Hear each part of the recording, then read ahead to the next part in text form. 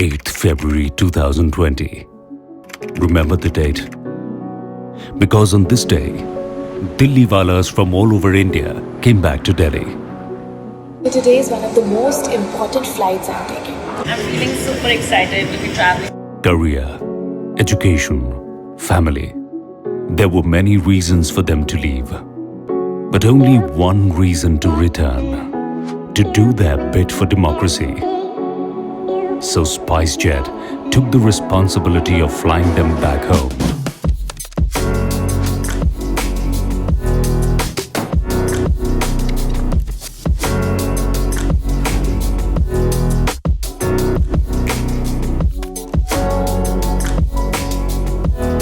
And our heroes stepped up in big numbers to get on board.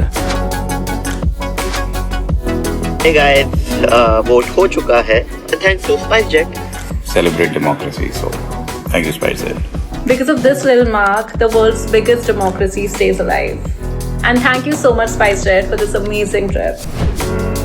They proved to us all that no matter how great the distance, it can't be greater than our democracy. Spice Democracy will be back.